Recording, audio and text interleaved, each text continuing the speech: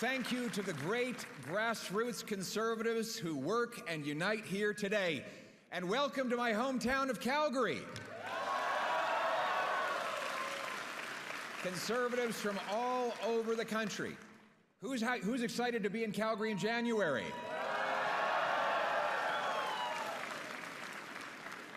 We're tough, we can take it. A little bit of regional advice for our Atlantic friends. Try the steak, not the seafood. For those of you from the Eastern Prairies, sorry to block your view with the mountains. To our friends in Toronto, enjoy your time outside of the center of the universe. I love seeing so many conservatives in one place, but it must freak the Liberals out enough to invoke the Emergencies Act.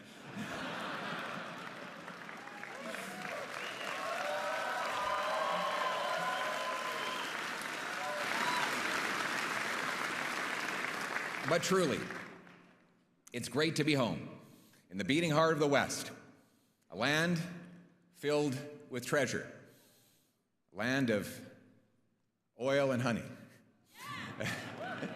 The place that taught me my great values, opportunity as big as the sky, where a handshake and a word is a man's bond, and where a hard day's work is its own sermon. My parents taught me the value of $1 here in Calgary. My mother could sure stretch one. She's here over there. And she could stretch $1, that's for sure. My mother was one of those people who would literally drive clear across town to use one of those coupons to save half price on breakfast. And my dad would have me up at 5 in the morning to deliver newspapers. We weren't rich, but life was good. That was the deal. Work hard, start anywhere, get anywhere. That's what the country promised us all. A hopeful life, a safe home, a full table, a family you love, a flag that united. That's the country that we love.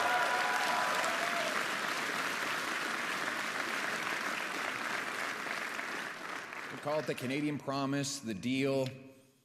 The professors might call it the social contract. The people have kept their part of that bargain, working hard, spending less, following the rules. But unfortunately, the government has not kept its part of the bargain. Right now, as we gather, families are struggling to do the math. Young people are wondering if they'll ever have a job or a home. Worried parents are sitting at kitchen tables with empty fridges and empty bank accounts, and seniors worry that their savings might not last as long as their days. This Liberal government doesn't just leave people behind, it prices and shuts out youth from homes, workers from jobs, and families from groceries. Simply put, Canadians cannot afford life under the Liberal government.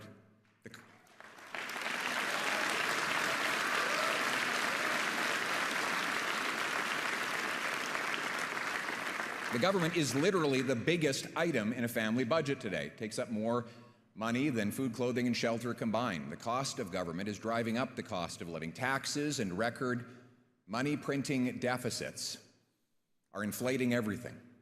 It's no coincidence, therefore, that as the Liberal government doubled the debt, housing costs and food bank lineups doubled at the very same time. Now, they promised that all these deficits were going to lead to investments. You know, it's kind of like the old magicians who said that they could turn lead into gold. But those deficits never became investments. In fact, Canada has had the worst investment and the worst growth in the G7 over the last 10 years. Amazingly, Canadian citizens, this is an incredible fact, Canadian citizens now open more businesses in the United States of America than they do in their home country. That's elbows out. And taxpayers spend more on federal debt interest than on health care. That's more money for bondholders and bankers than for nurses and doctors. Liberal laws have unleashed crime. Out of control, open borders, immigration has overwhelmed healthcare, housing, and job markets. Cancel culture and identity politics divide Canadians. Separatist movements are reawakened. After 10 years of Liberal rule, Canada is more costly and crime-ridden, dangerous and dependent and divided than ever before. Now, Mr. Carney, he promised to change all that. But here we are a year later. You know, what's changed? Sure, the words have changed, the style has changed, but what's changed in your life, really? Well, let's go down the list. The illusion, Mr. Carney said he would spend less. He's spending $90 billion more, and he doubled the deficit that he inherited. The illusion, Mr. Carney said, a country that cannot feed itself has few options. Well, food inflation has doubled under his watch, and it's the worst in the G7. Groceries will cost the average family an almost unimaginable $17,600 this year. That's after-tax money. The illusion, build, baby, build. The reality has been block, baby, block. He hasn't got rid of a single anti-development law or bureaucracy. The No New Pipelines law, still here. And by the way, speaking of pipelines, how many of them are approved? 0. Yet 10 ans avant la... 10 years ago, before the Liberals came, the deal, the social contract, that if you work hard, you can make a good living, you have a good salary and buy a fine house and start a family. But today, living in Canada is more expensive, and Mr. Carney has promised that it will be judged by groceries cost. Well, Canada has the worst inflation for food amongst the G7, and the average family will have to spend almost $18,000 to eat this year. Mr. Carney doubled the deficit he inherited while your taxes keep going up. Young people can no longer afford a home. With the Liberals, Canada has become a country of renters, not a nation of homeowners. Mr. Carney promised change. And he did change some things, the tone, the style, the words. But since he became Prime Minister, have things really changed in your lives? Is your life costing any less? Mr. Carney loves to make big speeches around the world, but he's forcing Canadians to pay more here. Clearly, Mr. Carney talks big outside the country, but does little inside the country. I've got a funny paradox for you. I've got a bit of a funny paradox for you. He imposes taxes and red tape on home building, resource development, and businesses. Then he creates new bureaucracies to subsidize home building, resource development, and businesses. He taxes food production, and then he creates new programs for food subsidies. In every case, he blocks and taxes a thing, and then subsidizes that same thing. As President Reagan says, if a Liberal sees something that moves, he taxes it. If it keeps moving, he regulates it. And when it stops moving, he subsidizes it. But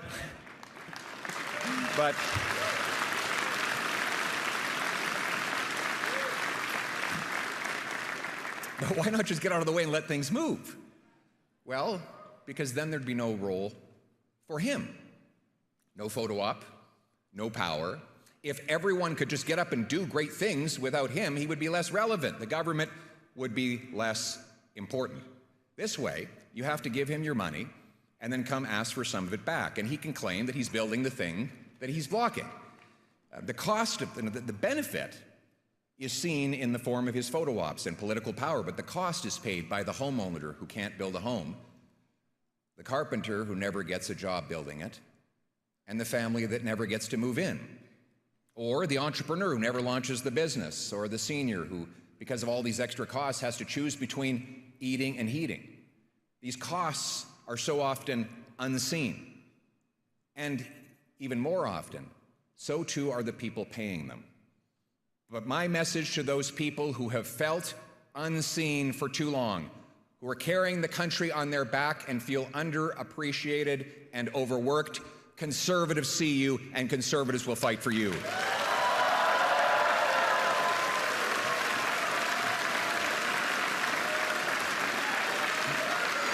you. Thank you.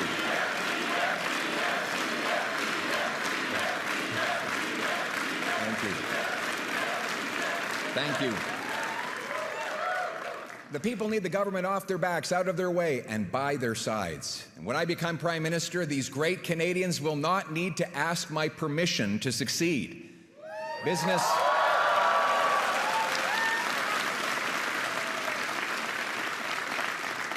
will get ahead by having the best product, not the best lobbyist, by pleasing customers, not pleasing politicians. I love you too. Thank you.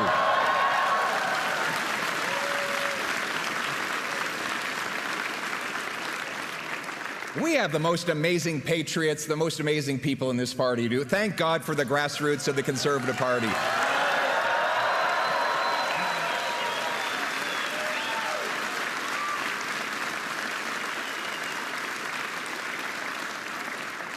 And the great people of our country are, as I go around and I meet the people of this country, and I spend half my time doing that and half my time on Parliament Hill, it's become very clear to me that the common people, not the ordinary people, the extraordinary people, they have all the wisdom and the virtue to make their own decisions and run their own lives. They don't need to be bossed around by government.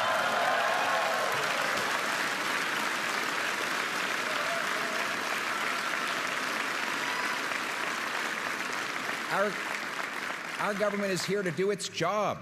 Only the things that people can't do for themselves, not run your life.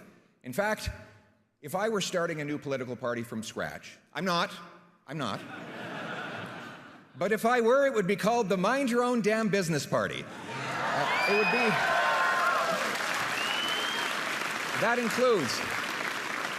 That includes respecting the constitutional jurisdiction of our provinces and getting the federal government to butt out of the affairs of Albertans and Quebecers and other Canadians, to make room, have a smaller government that makes room for the dignity of work and the soft, strong bonds of family.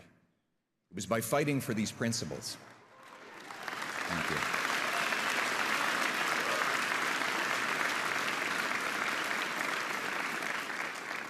It was by fighting for these principles and giving hope to the common people that we won the most votes in our party's history, 2.5 million more votes and 25 more seats, often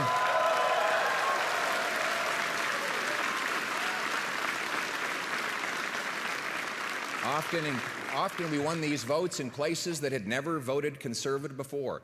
And now it is clear, Conservatives are the party of workers, including union workers, small business owners, and young people.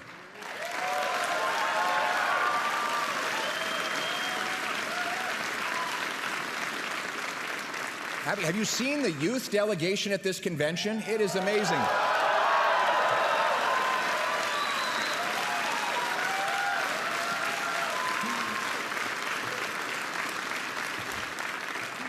In the past, when I was growing up, we would go to a Conservative convention and you'd look out at the crowd and it would be the Great White North, white hair everywhere.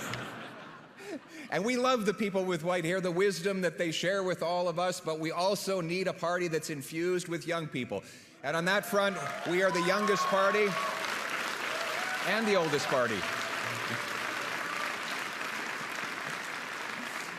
In fact, Elections Canada holds a mock vote in the high schools on Election Day, and this year, Conservatives won. We came in first.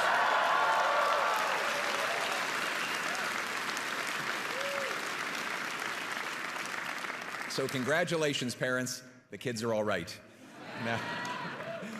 Now, and every year, 1/3 of those high school kids, roughly, becomes eligible to vote for real. So we got to make sure we get them out to vote by continuing to inspire them every day and in every way. And that means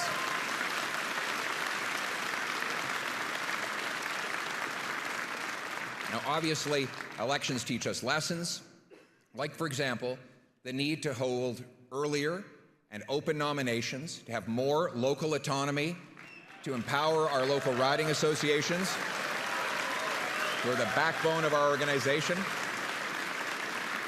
And for that, I want to thank all of you in this room who have provided such valuable input in the lead up to and throughout this convention. You are the ones whose ears and whose feet are on the ground and have the best intelligence to bring us. And you have told us many things, but one of the most important lessons I have gained from listening to you throughout this convention is that you told us to ignore the voices who keep telling us to abandon our conservative principles. We will remain true to our principles.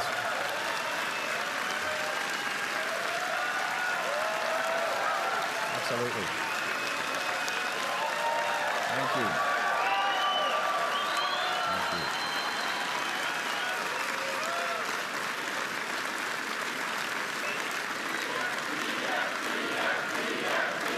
Thank you.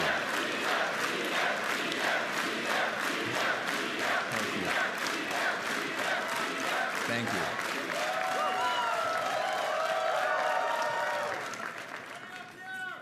Thank you very much. On the issue of the principles that we hold, we won the debate in the last election on every single one of the big issues. On carbon taxes, inflation, housing, resources, crime, drugs, and soon we will be proven right once again on the wasteful and insane liberal gun grab.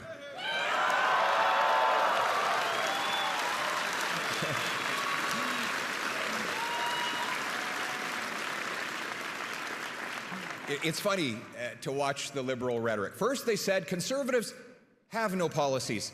It's just slogans. Then they said conservative policies are very scary. And then they said, we agree with all the conservative policies. The best part of being conservatives is that eventually everyone admits that we were right all along.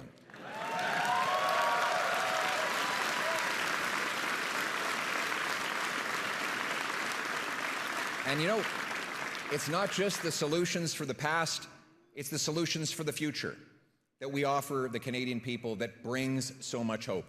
Policies like an affordable government for an affordable life. See, stronger take-home pay requires lower taxes. A strong dollar that buys more requires we end inflationary deficits. Both require we cut spending on bureaucracy, consultants, corporate welfare, foreign aid, and handouts to phony refugees. And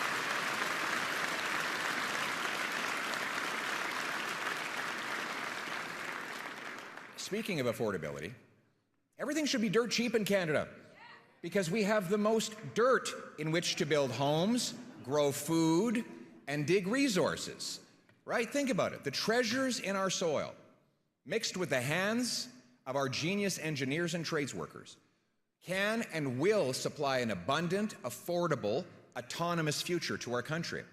And now more than ever, we need autonomy and independence. Unfair and unresolved U.S. tariffs and diplomatic distractions and disruptions from down south and from other places show that we cannot rely on others to secure our borders or buy our goods. Conservatives renew our good faith offer to help the Prime Minister and his government get U.S. tariffs removed and open new markets abroad. We will work with the government in any way we can because conservatives always put our country ahead of our party.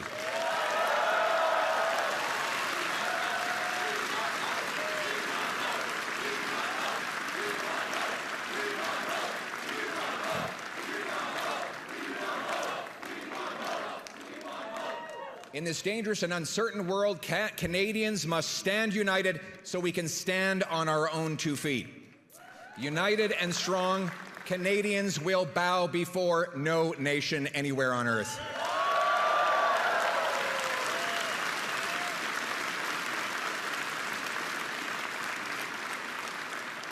Canada must make new friends, honor our alliances, and do our part.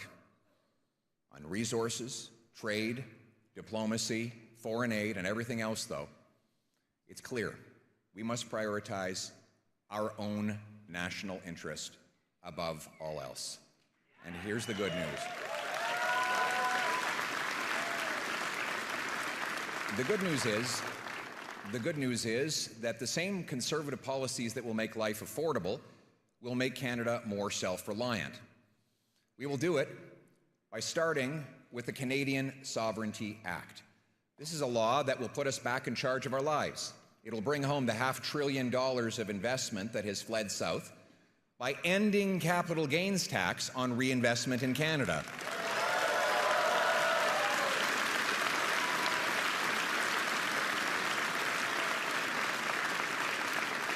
That'll be like economic rocket fuel for startups, high-tech, and major job-creating projects. We'll replace anti-development laws like C-69 and C-48 with new laws that will quickly approve projects and allow energy shipping off our west coast. We will also quickly greenlight Danielle Smith's proposed pipeline to the Pacific.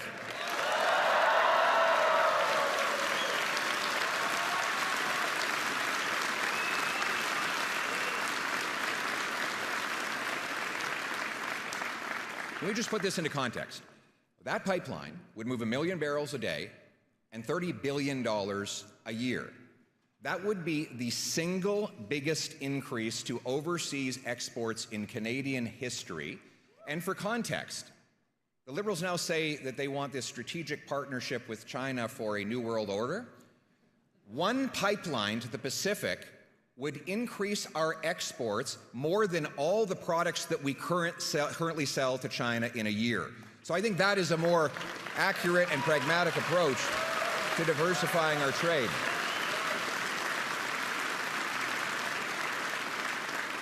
We will end the industrial carbon tax so that we can produce more steel, aluminum, and other things that it takes to grow food and build homes. And speaking of that, you want to launch or relaunch the biggest tariff-proof industry in Canada? You know what it is? Home building. No other country can tariff home building because it's built on Canadian homes, on Canadian land, with Canadian workers using Canadian lumber. It is literally the most homegrown industry we have. So why don't we dedicate ourselves to working with all levels of government to remove all the taxes and all the red tape so that we can create jobs, harvest more lumber, and build homes that our young people can afford.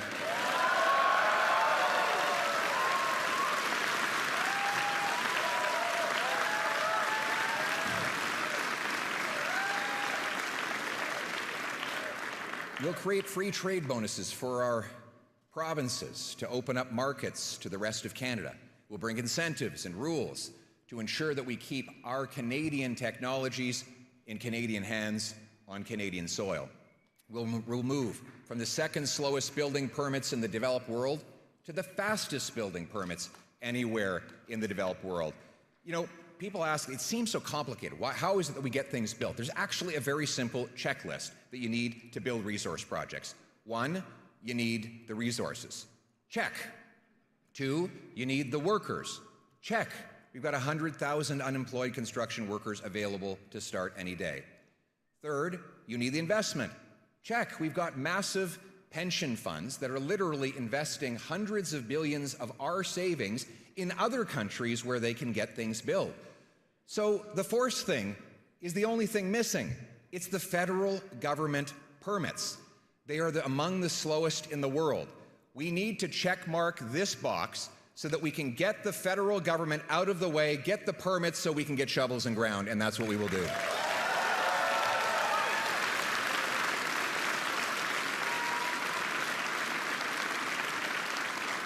Self-reliance requires self-defense. We must be a nation that protects our seas, skies, and soil without depending on the U.S. or anyone else to do it for us. And that's what our Conservatives believe.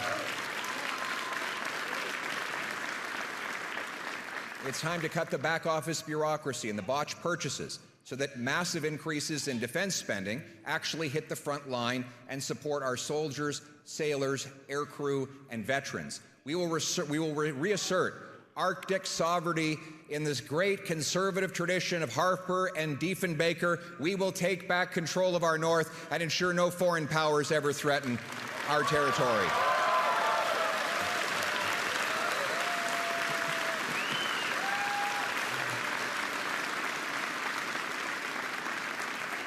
New bases in Iqaluit. You know, we have no bases in the north right now, in the Arctic North today.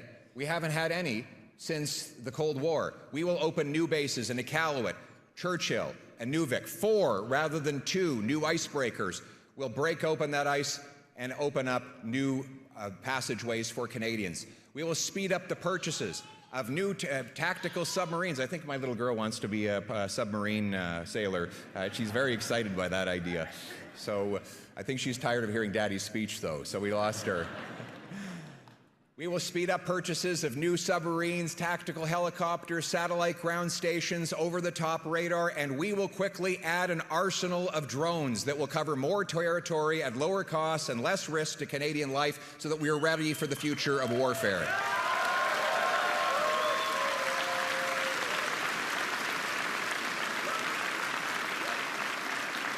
And we will expand recruitment and also performance by promoting and hiring based on merit and not political correctness.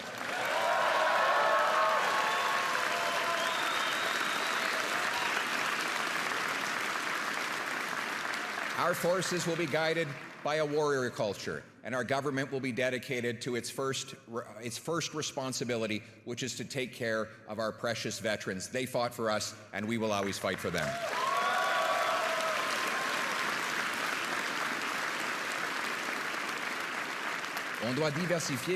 We must diversify our markets and also our alliances from NATO. We should fight the American tariffs and do all we can in order to have a deal without tariffs with the United States. And yes, conservatives are willing to work with Mr. Carney in order to open up new markets and reduce the American tariffs. But we do not want to be dependent on others. And this is why I'm suggesting the bill on sovereignty, which will enable us to develop our natural resources, to bring production back into Canada, create new jobs, and create a stronger purchasing power for our population in order to really be masters in our home.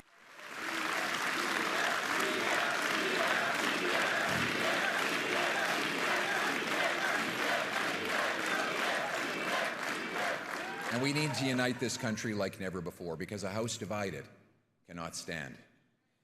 You know, here we go again. Liberals are in power, and just as night follows day, separatist movements are in resurgence back in Quebec and here in Alberta. These movements, which had been dormant or even dead when Prime Minister Harper left office. Now, we can simply attack people who feel this way, or we can ask them why. Why in Alberta and Quebec? Why, particularly among young people in those provinces, have so many lost hope in Confederation? Well, here's a few hints. For the last 10 years, Ottawa has told our young people that our history is filled with shame and horror, that we are a post-national country with no core identity, and that our youth will never own homes. But other than that, they should feel great about being united in Canada. All the while, the federal government stomps on Alberta's energy sector and Quebec's jurisdiction. Now, our message to those youth and to all of the people in Alberta and Quebec who are losing hope in our country: you will again have a country that respects your autonomy, is proud of your industries, unites us around our common identity and history, a country that will afford you the hopeful future that you have earned.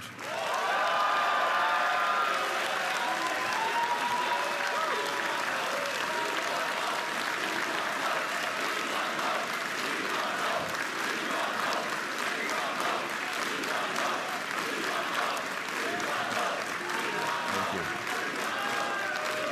Thank you.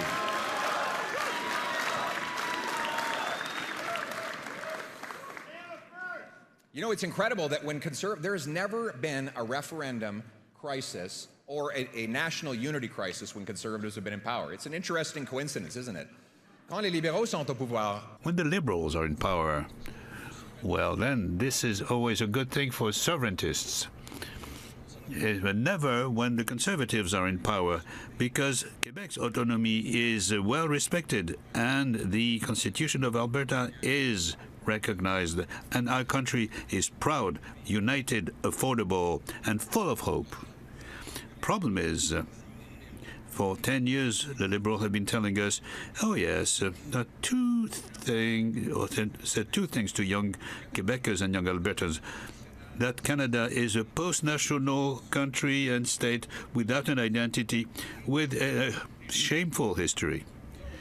And you guys will never have a house. So we are telling our youth, you have no identity, no home, but be happy and proud to be Canadian. Well, I can imagine why our youth is losing hope. So tonight I have a message for young Quebecers.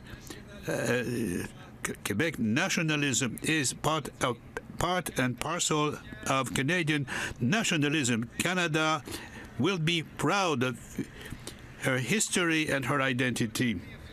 And you will become proud of our country, and Canada will enable you to realize your ambitions, your dreams, and your future within a united Canada. Merci.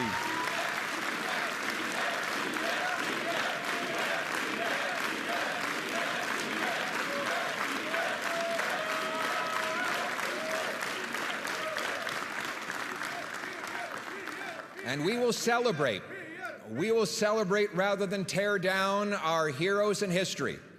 Our museums and heritage programs will tell the unvarnished truth that Conservatives have known all along. This is the greatest country on earth precisely because of the goodness of those people who came here and sacrificed before us.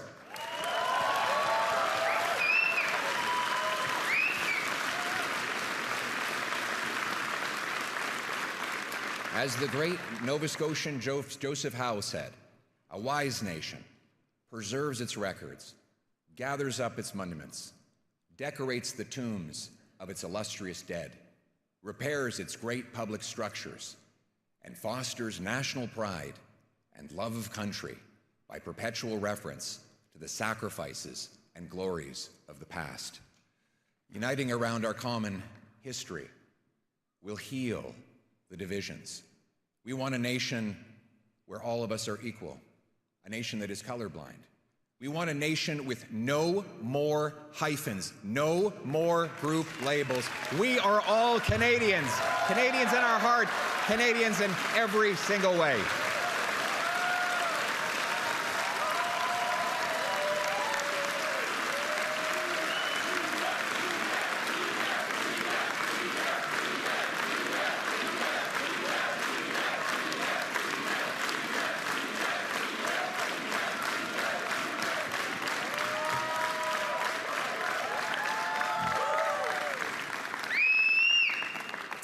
And immigration must serve our national interest as well.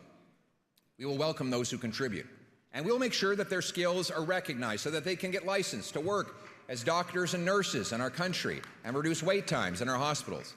At the same time, we must cap immigration at numbers we can integrate into our jobs, housing, healthcare, and Canadian way of life.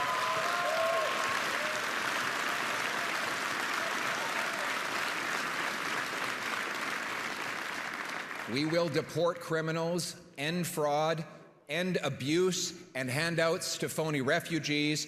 We will no longer allow foreign conflicts to spill onto our streets.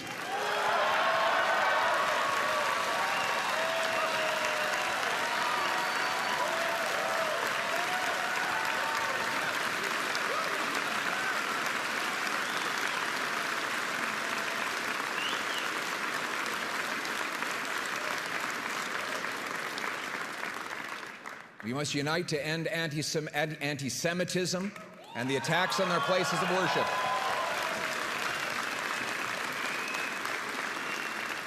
And stand with our Jewish friends and neighbors who are under attack like never before. We want Jews to feel comfortable and safe. They should be able to wear the Star of David, put up the mezuzah, and wear a kippah everywhere and be proudly Jewish all around.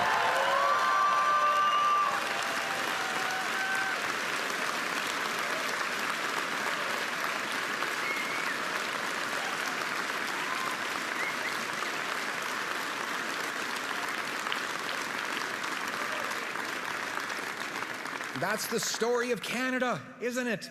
It's incredible. Protestants and Catholics teared each other's eyeballs out for hundreds of years on the other side of the pond, and they came here and got along. Yes, we squabble. Yes, we get on each other's nerves, but we don't fight each other because of religious or sectoral differences. We get along with our next-door neighbors regardless of where their grandparents live. When newcomers arrive in this country, just as it has always been, we will ensure that they leave differences at the doors.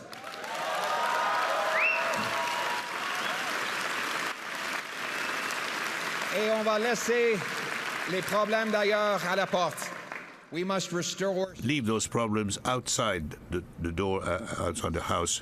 In this country, that in Toronto, the police tell people to leave their keys at the door so that thieves can more safely steal their car in the middle of the night. In Brampton, people are literally being told that because there is an extortion wave on their particular street, they should move into their basements to minimize the chance of being hit by a stray bullet. In Canada. It's not just stats. It's human tragedies. In 2024, a violent repeat offender, released by liberal laws, murdered a wonderful piano teacher, Esty Jones. The killer should have been in jail, and Esty should still be alive today. Her niece, Esther, is here with us today. Esther, where is she?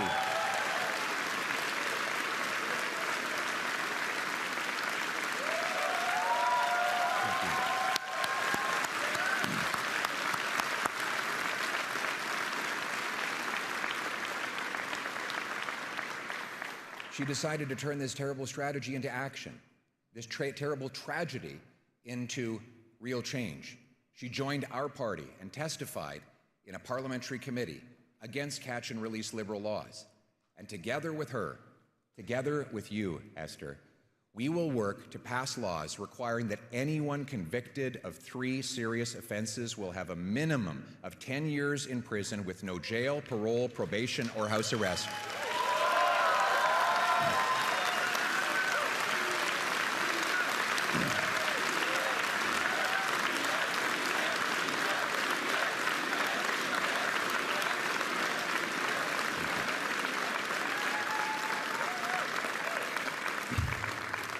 The tiny group of criminals, the career criminals, will stay behind bars so that no one ever faces a tragedy like Esther's family. And I can tell you, Esther, that your wonderful aunt will have an incredible legacy because her story will inspire us to take the action that will save so many other lives. Thank you, and God bless your beautiful family.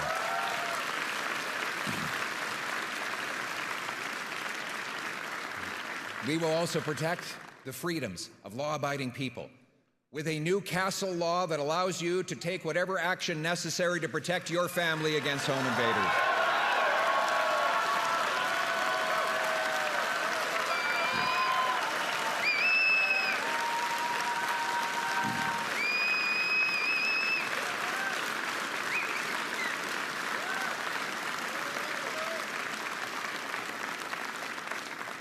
We will do so also by protecting the rights of law-abiding firearms owners, stopping the liberal gun grab,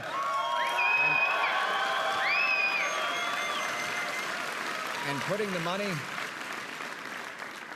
money into border security. By definition, if you've got a possession or an acquisition license, if you're following the law, if you would even respect this confiscation policy, you're by definition not the risk. You're not a danger, and we shouldn't be wasting police resources harassing you. The Liberals want to protect turkeys from hunters. We want to protect Canadians from criminals.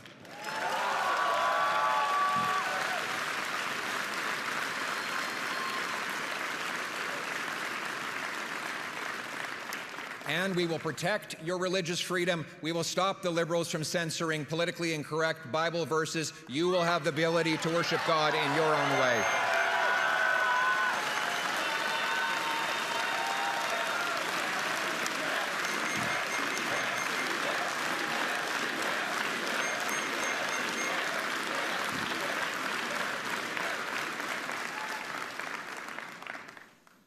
protect our loved ones from addictions.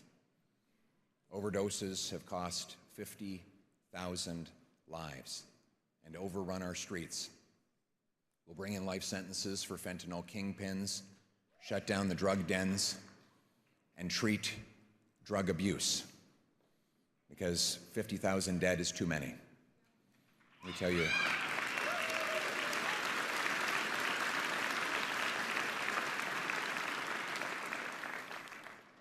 After years of intense struggle with drugs, Kirk was determined to take his life.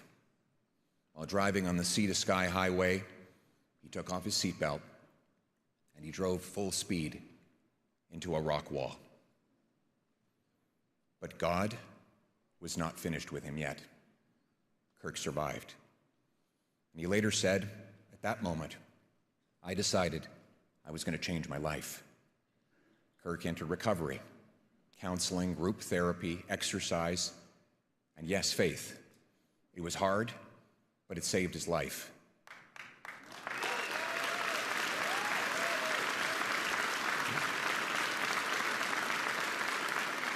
And he has since become a chef at the same treatment center. He makes a mean steak, which he's promised to let me try. He's also the CEO of Probiotic Sodas and has 6 employees. He will soon be marrying his beautiful fiancée, and both of them are here with us tonight. Give them a big round of applause. Way to go, buddy. Way to go, man. We love you.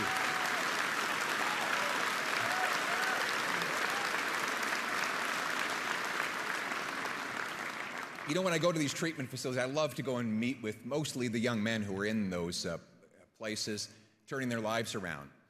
And I walk in and I say, I'm not here because you need me. I'm here because, frankly, I'm here because I need you. Canada has a job for you to do. You need to get better and go out and pull the next guy off the street. And he's going to come in and get better, and he'll go back out and pull the next guy off the street, and we're going to keep doing that again and again till every last one of our brothers and sisters is back on their feet. So hang on, have hope. Help is on the way. Hope. That's really the theme of this convention and this evening. Hope is on the way for our people as well. But hope is not just a comforting blanket. Hope is the knowledge that your work will fulfill your purpose, your why.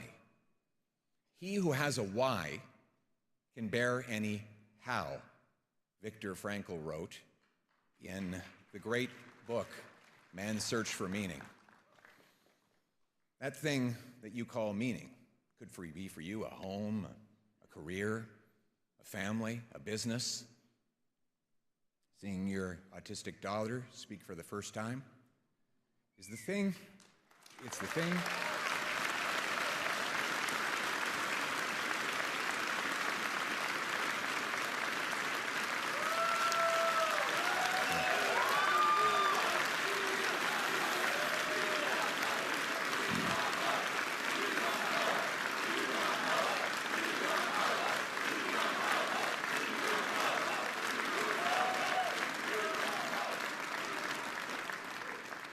That meaning is the thing that keeps people fighting on through hardship.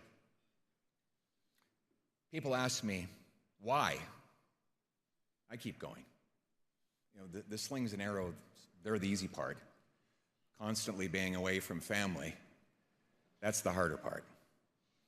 You know, my little boy, Cruz, he cut out and colored a little paper Spider-Man and gave it for me to take on the road to stop bad guys.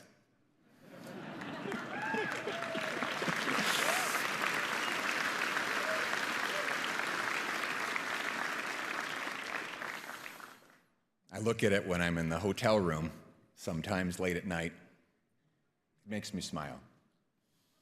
I see all those little scribbles and cut marks and imagine those little figures working away. And I know that one day I'll come home and those fingers will have grown big. And I miss him. And too often, I kiss my wife and daughter goodnight through FaceTime. So why keep going? Because we want our kids to have the same promise that we had. Because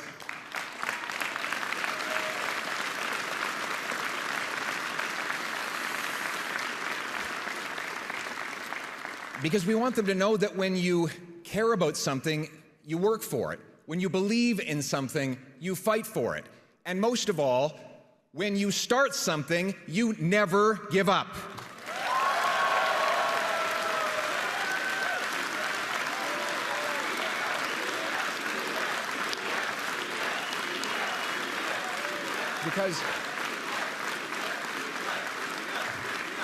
Because the unsung heroes who built and protect this country, who have it infinitely harder than I do, they never give up, so I have no right to give up. Because all of you who pound signs on frozen ground, knock doors on dark nights, and sacrifice warm family dinners for cold campaign pizza, you never give up, so I'll never give up.